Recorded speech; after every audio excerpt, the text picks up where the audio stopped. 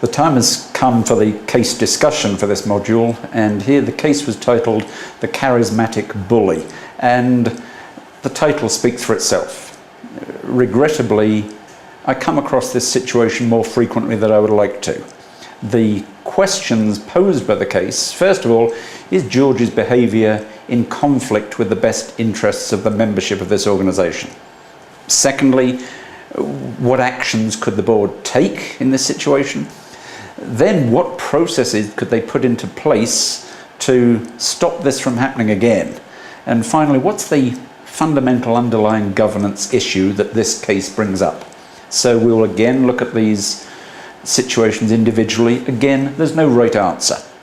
So first of all, is George's behaviour in conflict with the best interests of the members? Well, categorically, yes, it is. If you look at the case, there is example after example of George's behaviour not being in the best interest of the members. He's running this credit union as his own personal fiefdom, and that is absolutely unacceptable. He is bullying the board, and sad to say, they are going along with that. So then, what actions could the board take? Well, the first thing is step up to the plate and recognise what you are, and that is leaders. Take charge. One thing I would certainly recommend is that the board develop a very comprehensive succession plan. We have a large number of senior executives who are going to depart from the credit union, and the board has got to be prepared for that, otherwise it is absolutely failing in its common law duties. What processes could the board put into place to prevent this from happening again? Well, giving the board the benefit of the doubt here, let's assume that they didn't understand their role.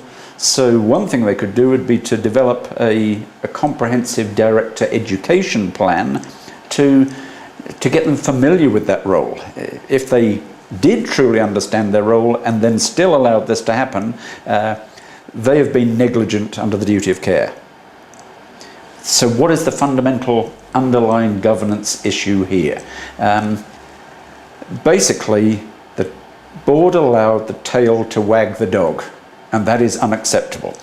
Philosophically, I think it can help for boards to view themselves as a downward extension of the member owners of the organisation rather than an upward extension of management.